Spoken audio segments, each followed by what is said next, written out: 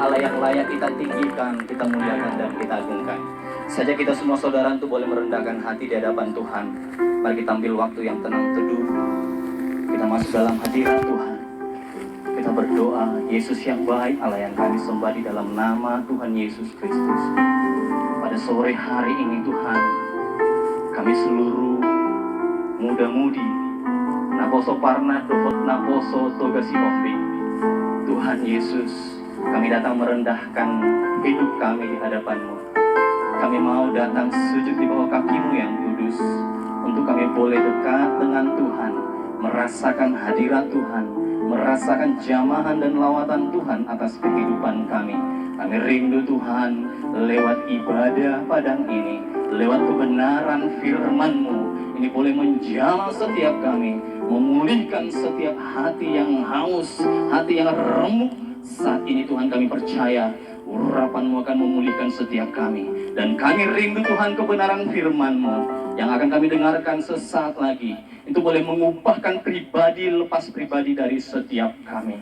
Ini kami Tuhan adalah ladang-ladang-Mu, tanah-tanah-Mu. Izinkan setiap benih-benih firman-Mu yang kudus itu boleh tertanam di dalam loh hati kami yang paling dalam. Biarkan itu boleh bertumbuh, berakar, dan berbuah yang lebat di dalam setiap kehidupan kami. Berikan roh kewahyuan, roh pengertian untuk kami boleh menerima dan mengerti kebenaran firman-Mu. Terhadap hamba-Mu yang akan menyampaikan firman kebenaran-Mu ini Tuhan, urapi mulut lidah hamba-Mu ini Tuhan. Sembunyikan hamba-Mu di balik salib-Mu yang maha kudus itu. Biar kemuliaan hanya bagi Tuhan Yesus Kristus. Pengurapan dari Allah menyertai kehidupan kami semuanya. Dan kami tengking segala kuasa dunia sejahat yang mencoba mengganggu persekutuan ini. Di dalam nama Tuhan Yesus Kristus kami bersepakat. Hai engkau setan iblis, dengar baik, engkau tidak punya kuasa dan tempat, bahkan otoritas atas tempat ini. Sebab tempat ini tempat di mana Allah kami tinggikan, Allah kami muliakan, dan hadirat-Nya akan melimpah di dalam setiap kehidupan kami. Terima kasih Tuhan, kami siap mendengarkan kebenaran firman-Mu. Kami sambut firman-Mu di dalam nama Yesus Kristus. Sama-sama katakan amin. Tepuk tangan dong bagi Tuhan Yesus Kristus. Baik, shalom. Ya, coba berkati kanan kiri Anda, katakan, kamu anak luar biasa. Haleluya. Ya, selamat hari Minggu. Puji Tuhan, hari ini kita boleh ketemu ya di waktu yang sangat baik, dengan cuaca yang sangat baik. Terima kasih buat kesempatan yang lagi-lagi boleh diberikan kepada saya secara pribadi, buat Naposo Parna. Ya, ketua Naposo Parna mana yang ganteng itu? Oh ya, itu dia. Buat Naposo Si Hombing, tugas Si Hombing yang mana ketuanya tadi? Ya, terima kasih ya. Dan juga tidak lupa buat Paniroy daripada Naposo Parna, terima kasih buat kesempatannya. Terlebih lagi untuk ketua Parna. Saya hampir bilang mau ketua Naposo. Oke, baik, terima kasih buat kesempatan ini. Biar kiranya, dan oh ya, saya baru lupa, baru ingat nih, ternyata ada ketua IKBJ. Salam hormat Amang. Saya baru lihat, karena wajah Amang ini tetap awet muda, saya pikir Naposo mana gitu ya. Haleluya, haleluya. Ya, sekali lagi tepuk tangan bagi kita semuanya. Baik, semua siap mendengarkan kebenaran firman. Amin. Coba sorakan, haleluya. Sekali lagi, haleluya. Baik, baik. Kebenaran firman Tuhan akan kita ambil hari ini. Kita ambil dari Mazmur 62. Firman ini sudah sangat familiar bagi kita semuanya. Saya akan ambil dari 2 ayat saja. Mazmur pasal 62, ayat yang kedua dan ayat yang ketiga. Bagi saudara yang baik itu Alkitab online atau Alkitab fisik, yuk saya dorong tuh boleh kita sama-sama baca bersama-sama. Yang sudah dapat katakan amin. Belum semua. Mazmur 62 ayat 2 dan 3. Yang sudah dapat katakan amin. Baik, kita baca bersama-sama dengan suara yang lantang supaya semua daun-daun hutan pinus ini runtuh gitu ya. Baik, kita baca 2, 3 ya. Hanya dekat Allah saja aku tenang, daripadanya lah keselamatanku. Hanya dialah gunung batuku dan keselamatanku, kota bentengku, aku tidak akan goyah. Tema yang kita angkat, yuk kita baca sama-sama 2, 3 ya. Hanya dekat Allah saja aku tenang. Yuk, berapa banyak di antara kita yang hari-hari ini mencoba jauh daripada Tuhan? Angkat tangannya. Tanpa Anda sadari, yang menyadari hari-hari ini belakangan ini yang mencoba jauh dari Tuhan, coba angkat tangannya. Oh, semuanya dekat dengan Tuhan. Haleluya, haleluya. Itu yang kita inginkan ya. Benar, jadi sesuai dengan tema dikatakan hanya dekat Allah saja aku tenang. Saudara yang terkasih, saya kasih ilustrasi sebagai pembuka dari kebenaran firman Tuhan sore hari ini. Ada satu orang ayah, dia punya 2 anak kembar. Jadi ayahnya ini rindu untuk boleh bawa anak-anaknya ini jalan-jalan ke sebuah mall yang ramai. Tahu ya kalau mall itu penuh dengan keramaian ya. Tujuan daripada ayahnya ini adalah supaya kedua anaknya ini mendapatkan perhatian dari ayahnya, mendapatkan apa yang bisa diinginkan oleh kedua anaknya. Tentu dong, ayah yang baik dia akan bawa makan, dia bawa belanja, dia penuhi apa yang menjadi keperluan anaknya, dan sebagainya, dan sebagainya. Singkat cerita saudara, semua apa yang menjadi kerinduan daripada anak ini sudah dipenuhi oleh ayah terkasihnya. Kedua anaknya minta apa dikasih, makan apa dikasih, yang es cendol kah, yang es krim kah, kolak durian kah, yang BPK kah, semua sudah dikasih sama si bapaknya ini. Pas mau pulang saudara, tiba-tiba anak yang paling besar ini, namanya mungkin kita sebut Jono dan Joni, contoh ya. Jadi kalau ada yang sama, mohon maaf lahir batin. Ini hanya ilustrasi. Si Jono mencoba berpikir begini, ngomong kepada papanya, "Papa, sebentar ya, abang mau main lagi, belum puas yang tadi. Ketepatan ada teman di sebelah kanan saya main dulu ke sana ya." Anaknya ini mencoba pergi jauh daripada papanya. Papanya ngomong apa saudara? No. Jangan pergi sendiri, tidak boleh, nanti abang kehilangan. Jauh daripada papa. Kemudian si Jono ini terus ngotot, minta sampai berlutut gini, "Papa tolong, please. Seringnya begitu anak-anak ya. Ya karena kasihnya si orang tua, nggak apa-apa lah, nggak apa-apa. Boleh nak, silakan main, tapi jangan terlalu jauh. Tahu-tahu karena keasikan main, si Jono malah bermain terus sampai jauh. Tadinya itu masih di Wamena, tiba-tiba sudah di Biak gitu kira-kira ya. Jauh juga ya. Itu jalannya pakai apa itu? Singkat cerita begitu. Jadi tiba-tiba jauh dan anak ini terhilang. Setelah lama, sekian lama mungkin beberapa waktu, 30 atau bahkan 45 menit, anak ini mulai sadar. Saya di mana? Papaku di mana? Adikku di mana? Dia mulai tersadar dia sudah jauh daripada papanya. Terus apa kira-kira yang dilakukan sama anak ini, si Jono ini? Apakah dia bilang, saya di mana gitu? Kira-kira apa yang dilakukan sama si Jono? Cari papanya. Cari papanya dengan apa? Teriak. "Papa, where are you?" Mungkin begitu ya. Papa, di mana? Dia teriak sekencang mungkin. Tahukah saudara, bahwa ternyata papanya dari kejauhan senantiasa mengamati, memperhatikan anaknya itu. Jangan sampai anakku ini terlalu jauh daripadaku. Papanya terus mengikuti dari kejauhan tanpa diperhatikan oleh anaknya. Dan ketika anaknya si Jono ini berteriak dengan kata-kata tadi, "Papa, di mana Papa?" Papanya langsung datang memeluk dia. "Jangan takut anakku, ini aku." Amin? Amin? Saudara, apa yang bisa kita tangkap dari ilustrasi ini? Bukankah acap kali juga kita demikian? Seringkali orang-orang percaya demikian, mencoba jauh, mencoba memakai pikirannya, mencoba memakai kekuatannya, mencoba memakai segala apa yang ada dalam diri dan hidupnya untuk melakukan apa yang menjadi keinginan dan kehendak dagingnya. Setuju? Setuju? Kita sering demikian, betul? Ngapain ikut-ikut persekutuan? Ngapain ikut-ikut ibadah? Ngapain ikut-ikut seperti orang-orang yang sok rohani? Ngapain baca-baca firman Tuhan? Ngapain dekat-dekat dengan pelayanan dan sebagainya? Mencoba jauh daripada Tuhan. Tanpa ibadah, tanpa persekutuan, tanpa baca firman, saya bisa lakukan segala sesuatunya. Ada yang seperti itu dahulunya saudara. Jujur saya dulu begitu. Serius. Bangun rumah, tidak perlu andalkan doa, tidak perlu andalkan apapun yang berhubungan dengan Tuhan. Saya bisa andalkan kekuatan saya ambil investasi saya jual harta saya sebagian, saya tarik deposito saya dan sebagainya, dan sebagainya, dan sebagainya. Tidak pernah mengandalkan Tuhan seperti khotbah kita yang bulan lalu itu ketua tuh.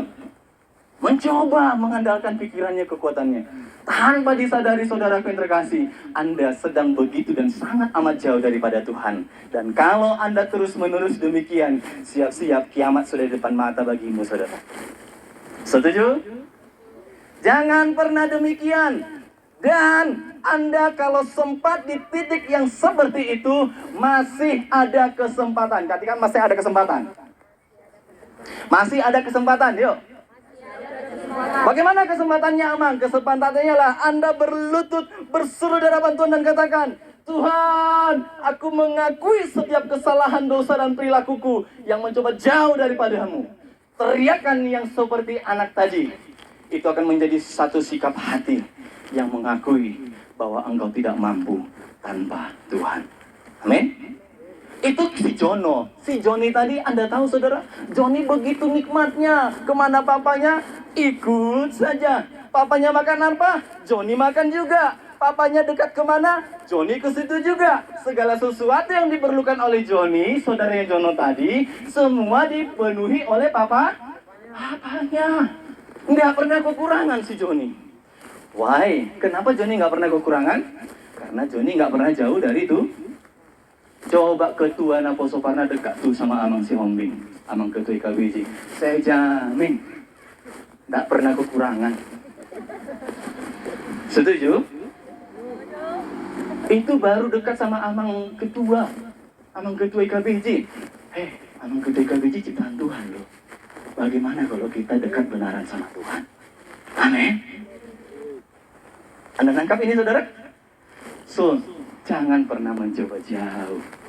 Jangan pernah mencoba pergi daripada Tuhan. Apalagi mencoba mengandalkan pikiranmu, seolah engkau bisa melakukan semuanya itu.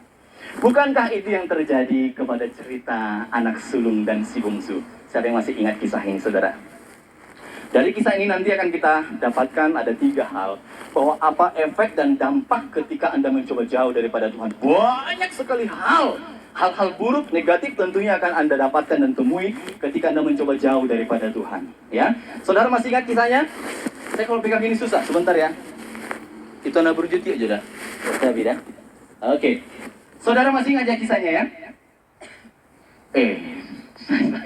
Masih ingat kisahnya? Ada yang ingat ya?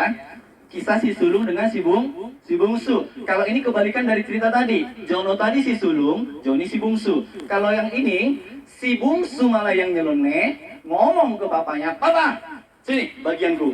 Papa gak usah pikirin saya, gak usah pusing tentang saya. Kasih apa yang menjadi bagian saya pergi daripada Papa. Saya akan lebih sukses darimu, saya akan lebih jaya, lebih makmur dari apa yang hari ini Papa dan Abang miliki. Biarkan saya pergi. Apa dilakukan sama ayahnya? Ya sudah. Kan kita punya kehendak bebas, setuju? Papanya kasih, nah. Maka apa yang terjadi saudara? Si bungsu pergi berpoya-poya. Semua kegiatan hawa nafsu kedagingan, aktivitas kedagingan, rutinitas kedagingan yang menjerumuskan hidupnya itu dalam dosa, itulah yang dilakukan oleh si bungsu. Sampai pada titik terendah, ketepatan pada saat itu tempat di mana dia berpoya-poya tadi, terjadilah yang namanya kelaparan sampai dia ingin mau makan makanan daging, sampai si bungsu ini hendak mau makan makanan babi itu saja tidak dikasih oleh tuannya. Berarti dia lebih rendah dari jangan sungkan ngomongnya. Tapi jangan lihat mukaku yang ngomongkan itu ya. Dia lebih rendah daripada itu saudara. Ya. Syukurnya dia ingat. Katakan syukur dia ingat. Makanya kalau kita masih ingat, cepat-cepat kembali bertobat. Dia ingat, papaku begitu punya, memiliki banyak karyawan, pegawai, stafnya, semua mereka tidak ada kekurangan. Saya yang adalah anak bapakku yang paling makmur di tempatku itu, makan nasi babi aja aku nggak dikasih. Aku akan kembali kepada bapakku dan aku akan ngomong, Bapak, aku telah berdosa terhadap engkau dan terhadap Tuhan. Maka kembalilah si bungsu kepada bapaknya. Baru dari kejauhan, si bungsu ini masih jauh, mungkin masih di biak, bapaknya masih di Wamena, tapi bapaknya sudah lari begitu rupa, dia mengejar anaknya itu. Karena dia tahu, anakku yang telah hilang sudah datang kembali. Anakku yang mati telah hidup kembali. Apa yang pertama sekali dikenakan oleh papanya kepada anaknya? Siapa yang masih ingat?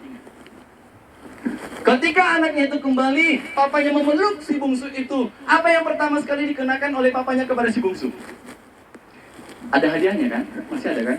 Kalau ada yang tahu saya kasih hadiahnya itu. Mana itu? Satu kotak kapan? Ya, siapa yang tahu? Yang pertama sekali dikembalikan, dipakaikan kepada si bungsu apa? Apa? Jubah. Hampir. Gitu ya. Ya, langsung saya jawab. Yang pertama sekali yang dikenakan oleh bapaknya adalah sendal. Katakan sendal. Nanti baca itu di dalam kitab Injil Lukas ya. Pertama sekali bapaknya kenakan sendal. Sendal itu berbicara tentang status. Dahulu saudaraku yang terkasih, kaum budak itu tidak pakai sendal. Tapi jangan pula nanti kalau kau ketemu sama orang sini, kau lihat tidak bersendal, kau budak ya. Jangan begitu pula ya. Zaman dahulu itu yang terjadi perbedaan stratanya di sana. Nah, oleh karena itu, ketika anaknya itu datang, bapaknya langsung kenakan sendal. Supaya status dia yang lama dahulu budak, kembali menjadi seorang anak di dalam keluarga bapak. Berarti apa yang pertama sekali dikembalikan di situ? Status. Oleh karena itu, saudara yang terkasih, ketika Anda mencoba jauh daripada Tuhan, jauh dari hadirat Tuhan, jauh dari rencana dan perkenanan Tuhan, Anda kehilangan status. Coba itu, kalau hari ini, itu pacaran lah sama ketua IKD misalnya, contoh. Statusnya ketika pacaran, Anda bukan jomblo. Setuju? Tapi ketika Anda jauh ngomong kepada dia, kita putus, sorry bro putus. Statusnya jadi apa sekarang? Jomblo, salah langsung duda. Cepat sekali jadi duda. Bro, belum nikah itu bro, belum dipasi-pasu ya. Langsung duda katanya. Statusnya langsung kembali jadi jomblo. Dan kalau jomblo itu nggak enak. Ketika ngomong dekat, yuk kita ngedate, kita jalan bareng, kita ngopi yuk di Dix misalnya. Ketika ngopi semua bawa pasangan. Si itu bawa pasangan, si itu ini bawa pasangan, si lain itu nganggur bawa pasangan. Tiba-tiba si itu tidak bawa pasangan, minder, nggak enakan.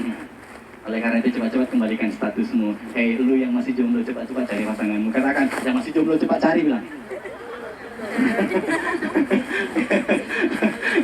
Jangan angkat tangan yang masih jomblo, jangan ya. Oke. Atau yang merasa pura-pura aku punya tapi malu gitu ya. Jangan. Oke, baik. Itu yang pertama sekali dikembalikan. Dan yang kedua, yang dikembalikan dikenakan oleh bapaknya kepada si bungsu apa? Jubah. Saudara masih ingat kisah Yusuf? Pada saat itu, bapaknya itu mengenakan satu jubah yang maha indah, menandakan ini adalah anak kekasihku, anakku tersayang. Dia punya identitas yang dahulu tidak siapa-siapa. Ketika dia datang kembali kepada Bapa, maka identitasnya yang terhilang kembali diberikan. Setuju? Amin. Dulu dia bukan siapa-siapa. Ketika dia jauh daripada Tuhan, nilainya, identitasnya, semuanya lenyap. Gak berarti apa-apa. Ketika dia datang kembali kepada Tuhan, bapaknya datang mengenakan jubah yang maha indah. Artinya apa saudara yang terkasih? Ketika saya dan saudara mencoba jauh daripada Tuhan, Anda kehilangan identitasmu. Amin. Anda kehilangan identitasmu. Dan iblis akan mengobrak-abrik kehidupanmu. Dia akan cabik-cabik kehidupanmu. Diambil semua apa yang ada dalam kehidupanmu. Diambil damai sejahteramu. Diambil sukacitamu. Diambil apapun yang ada dalam kehidupanmu. Why? Karena lu tidak lagi punya yang namanya identitas. Setuju? Kamu bukan siapa-siapa lagi. Tetapi masih ada kesempatan, saudara. Masih ada kesempatan. Seperti Maria yang terseduh-seduh di bawah kaki Yesus dan berkata, Tuhan, seandainya Tuhan ada di sini, tentulah saudaraku Lazarus tidak akan mati. Bukankah sikap hati yang demikian yang harus kita pertontonkan di hadapan Tuhan? Amin. Pertobatan yang sungguh-sungguh mengakui bahwa kita telah jauh dan jatuh di dalam dosa, datang kepada Tuhan, masuk ke dalam kamarmu yang tertutup itu. Matius 6 ayat 6, tutup itu kamarmu, berdoa kepada Bapa yang dari surga, berdoa di tempat yang tersembunyi itu, maka Bapamu yang tersembunyi di atas surga sana, Dia akan menjawab setiap doa-doamu. Amin. 1 Yohanes 1 ayat 9 berkata, jika saya dan saudara mengakui dosa-dosamu, maka Tuhan akan mengampuni segala dosamu dan Ia akan menyucikan segala kejahatanmu. Tidak ada celah bagi iblis untuk saya dan saudara diambil. Bahkan ketika status dan identitasmu pun dahulu telah dicuri olehnya, masih ada kesempatan. Amin. Masih ada kesempatan. Semua anak poso, Parna dan juga Toga Siombing, ketika Anda mungkin setelah dengarkan firman ini, itu saya Tuhan, Saya dorong Anda untuk boleh datang cepat-cepat kembali kepada Tuhan. Amin. Belum terlambat. Tidak ada kata terlambat di dalam dunia ini. Selagi saya dan saudara masih hidup, detik ini pun saya percaya statusmu dan identitasmu kembali dalam genggaman tanganmu. Amin. Amin. Dan yang paling terakhir yang dikenakan oleh papanya kepada si bungsu apa? Cincin. Dahulu kala dalam kerajaan bangsa Israel, ketika ada satu surat keputusan, tandanya bahwa itu sudah diputuskan oleh raja, maka akan dimateraikan dengan cincin kerajaan itu. Dahulu, nauju yang harus stempel isi, dan harus stempel ahadu pamareta dan harus cincin itu, ibu diukir-ukir sama ahli tukang cincin itu, dia stempel gini, cepret. Apa itu maksudnya saudara? Itu berbicara tentang otoritas. Maka ketika saudara mencoba jauh daripada Tuhan, otoritasmu sudah tidak ada lagi. Ketika Anda ketemu dengan permasalahan, Anda berdoa, hai kau permasalahan jauh daripada aku, no, tidak bisa. Karena Anda sedang jauh daripada Tuhan. Darah anak domba itu tidak ada menyelimuti. Setuju? Tetapi detik di mana engkau berseru datang kembali kepada Tuhan dan dekat kepada Tuhan, otoritasmu yang dahulu hilang, kembali diberikan Allah dalam hidupmu. Amin. Maka ketika engkau menemukan masalah, saya dan saudara akan berani berkata, hai engkau segala pergumulan dalam hidupku, saya berkata kepadamu, enyah, beranjak dari kehidupanku. Maka tak heran ketika Anda menemukan seseorang yang mungkin kerasukan setan kah, kerasukan dunia goib kah atau apakah, ketika Anda berjalan karena Anda berjalan dengan otoritas anak Allah. Kepadamu telah kuberikan tenaga dan kuasa untuk mengusir setan-setan, menyembuhkan orang-orang sakit, bahkan membangkitkan orang mati. Injil Lukas dikatakan demikian. Bukankah tenaga dan kuasa itu berbicara yang namanya otoritas? Amin. Otoritasmu kembali diberikan kepadamu saudara. Maka apapun yang kau berkatakan, karena perkataanmu akan penuh dengan kuasa, dunia, Lucifer, dan segala sekutunya akan tunduk di bawah kakimu. Amin. Yang setuju sorak-sorak bagi Tuhan Yesus Kristus. Dunia akan tunduk di bawah kakimu saudara. Apa yang mau Anda katakan kepada dunia? Begitu Anda bangun, hari ini saya percaya apapun yang saya kerjakan di dalam nama Yesus, usahaku diberkati. Amin. Perkataanmu akan penuh dengan otoritas.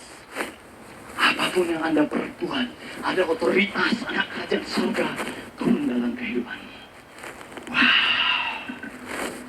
Saudara, coba Anda bayangkan dan renungkan, jika seandainya Anda tidak cepat-cepat kembali kepada Tuhan, Anda tetap jauh pergi melawan buana seperti seorang pengembara. Anda mencoba jauh seperti layang-layang yang sedang putus kian kemarin diombang-ambing oleh angin. Hello, lu punya apa? Nggak ada. Otoritasmu kagak ada, identitasmu nggak jelas, statusmu apa lagi? Udah jelas statusmu adalah budak atau hamba dunia. Udah jelas identitasmu adalah anak kegelapan atau anak dunia. Udah jelas otoritasmu tidak ada otoritas anak kerajaan sorga. Semuanya hilang lenyap. Tetapi dengar baik, saat itu kembali datang kepadamu dengan cara engkau datang berseru mengakui setiap kesalahanmu, maka Ia akan mengembalikan semuanya kepadamu. Amin. Amin. Tidak ada yang tidak mungkin. Apa yang Anda rindukan? Otoritas anak Allah akan berbicara atas kehidupanmu. Apa yang sedang Anda rencanakan? Otoritas anak Allah akan berbicara atas kehidupanmu. Anda bisa bayangkan kalau hari ini tiba-tiba anaknya Pak Jokowi jalan-jalan kemari. Dia jalan loh, nggak direncanakan. Tiba-tiba jalan dia. Besok itu seluruh IKB kumpul ya. Kumpul kan? Kumpul. Saya yakin nama ketua IKTJ harus orang mari. Aduh, anak presiden ngomong. Ini harus kumpul semua, kumpul. Mau ngapain? Anaknya Jokowi ngomong, saya mau kasih sesuatu yang luar biasa untuk kebangunan dalam bangsa Batak. Contoh. Kenapa itu bisa terjadi? Anak Jokowi kok yang ngomong, bukan Jokowi. Tapi kok bisa kita nurut? Karena dia punya otoritas anak kerajaan sorga ada di dalam dirimu saat ini. Amin. Apa yang kau berkatakan saudara, terjadilah dalam kehidupanmu. Kalau hari ini kau berkata, saya akan diberkati, saya akan diurapi, saya akan disertai, saya akan maju, usahaku berkembang, rencanaku terjadi, apapun yang jadi pergumulanku, ada terobosan, ada solusi. Anda berdoa sampaikan semua di hadapan Tuhan, maka Tuhan akan berikan dengan leluasa dalam kehidupanmu. Amin. Haleluya, haleluya. diberkati. Haleluya. Beri sorak-sorai kita Yesus Kristus. Baik saudara, ya penutup daripada firman Tuhan ini, saya rindu kita boleh sama-sama kembali ambil waktu yang tenang seduh. Bahwa kita kembali boleh menyadari, ya Tuhan, itu saya yang sudah mencoba jauh daripada-Mu. Setelah mendengarkan firman ini saudara, saya tarik kembali jati diri. Ambil otoritas-Mu, ambil identitas-Mu, ambil status-Mu yang telah terhilang itu hanya dengan satu cara, dekat dengan Allah. Amin. Yesaya 30:15 berkata, dengan bertobat dan tinggal diam, maka engkau akan diselamatkan. Dalam tinggal tenang dan tetap percaya terletak kekuatanmu. Tidak ada kekuatan lain yang mampu mengurapi kehidupanmu selain daripada engkau datang mendekat kepada Bapa. Layaknya seperti si Joni, anak si sulung yang mencoba tinggal dekat dengan bapaknya, maka segala sesuatu dipenuhkan atas kehidupannya. Bukankah di tangan kanan dan di kirinya ada kekayaan, ada kehormatan, ada kemuliaan, semua ada di dalam tangan-tangan Tuhan. Ambil itu, ngomong ke Tuhan, maka engkau akan diberkati. Haleluya. Yang diberkati dengan kebenaran firman Tuhan serahkan. Haleluya, haleluya, haleluya. Yuk, saya ajak untuk kita semua boleh bangkit berdiri. Hanya musik yang mengiringi dengan lembut. Saudara, Anda semua saya dorong, saya ajak untuk boleh menundukkan hati, menundukkan diri Anda. Jangan pandang kanan kirimu, jangan pernah pandang ke atas. Anda tetap dengan posisi mengakui dan merendahkan diri di depan Tuhan. Setelah mendengarkan firman ini saudara, dan Anda menyadari bahwa itu saya telah jauh dari Tuhan, dan saya mau mengakui semua apa yang telah kuperbuat di hadapan Tuhan, supaya aku boleh kembali menemukan jati diriku, supaya saya dan saudara boleh kembali mengambil status, identitas, dan otoritasmu kepada Allah. Jika Anda adalah orang yang pernah jauh daripada Tuhan, bahkan mencoba pergi, tidak pernah memalingkan diri kepada Tuhan, bahkan mengerang, meneriak, minta tolong, berseru kepada Tuhan pun Anda tidak pernah lakukan. Jika Anda orangnya saudaraku yang terkasih, hari ini kalau kebenaran firman ini, engkau, saya dan saudara akan dipulihkan dan dibenarkan. Saya dan saudara akan dibereskan. Saudara akan diberikan roh keberanian untuk boleh melangkah sebagai anak-anak surgawi, anak-anak Allah yang maha tinggi. Jika Anda orangnya, jangan pandang kanan kirimu. Mari akui di hadapan Tuhan. Letakkan tangan kirimu di dada, angkat tangan kananmu. Biarkan surga yang melihat ini. Biar surga yang melihat kerendahan hatimu, pengakuan dirimu bahwa engkau pernah jauh daripada Tuhan. Izinkan di kesempatan ini saudara, bagi Anda yang mengangkat tangan, izinkan saya boleh berdoa bagimu di dalam nama Tuhan Yesus Kristus. Hari ini engkau tidak lagi anak buangan, engkau tidak lagi menjadi anak dunia, engkau tidak lagi menjadi anak gampangan. Hari ini terima dengan iman percayamu bahwa engkau menjadi anak Allah yang maha tinggi. Statusmu kembali diberikan sebagai anak-anak kerajaan surga.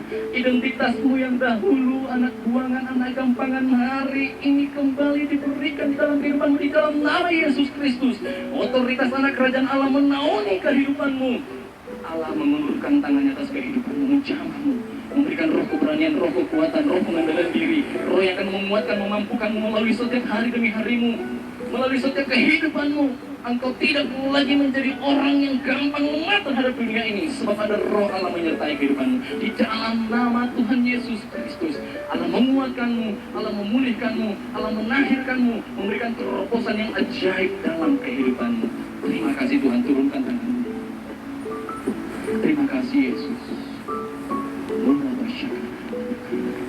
Terima kasih buat kebenaran firman-Mu Tuhan pada sore hari yang baik ini. Kami sungguh bersyukur firman-Mu boleh berbicara kepada setiap kami. Materaikan itu Bapa di dalam hati, pikiran, dan segala kehidupan kami. Tidak ada kuasa iblis yang mencoba mengambil itu. Kami materaikan dengan kebenaran firman-Mu, dengan darah anak domba yang kudus. Biarkan firman-Mu terus menerima dalam kehidupan kami, menjadi satu tuntunan yang baru. Karena kami tahu tangan kanan-Mu ya Allah yang akan memegang kami dan membawa kami menuai kemenangan demi kemenangan. Segenap oparan naposo parna, oparan naposo togasi komping. Hamba berdoa di dalam nama Tuhan Yesus Kristus. Apapun yang menjadi kerinduannya Tuhan nyatakan di dalam nama Yesus Kristus. Apa yang menjadi rencana mereka, apa yang menjadi pergumulan mereka, Engkau Allah yang menyempurnakan, hadir memberikan semua di dalam kehidupan mereka. Asal itu masih berjalan di dalam kehendak dan kebenaran firman-Mu, nyatakan di dalam nama Yesus Kristus. Naposomu ini diberkati di dalam nama Tuhan Yesus Kristus. Bahkan jika engkau hai Naposo yang mengalami sakit penyakit, saya berdoa di dalam nama Yesus sakitmu terangkat hari ini. Sebab ketika engkau datang kepada Tuhan, bukan hanya jasmanimu yang dipulihkan, bukan hanya rohanimu yang dipulihkan, seluruh tubuh jasmani dan rohanimu dipulihkan di dalam nama Yesus Kristus. Tidak ada lagi otoritas dunia itu, tidak ada lagi identitas dunia itu, tidak ada lagi status anak buangan itu. Hari ini semua yang berhubungan dengan dunia dan roh kegelapan keluar dari tubuhmu, sakit penyakit terangkat dari tubuhmu, sirna lenyap di dalam nama Yesus Kristus. Tubuh jasmani dikuatkan, tubuh rohanimu bangkit. Terima kasih Tuhan, kami bersyukur buat kebenaran firman-Mu. Kami serahkan semua Naposo Marna, Naposo Tugasi Hongging, dari sini sampai selama-lamanya berkat Allah menyertai mereka. Dalam nama Yesus Kristus, kami bersyukur berdoa. Haleluya.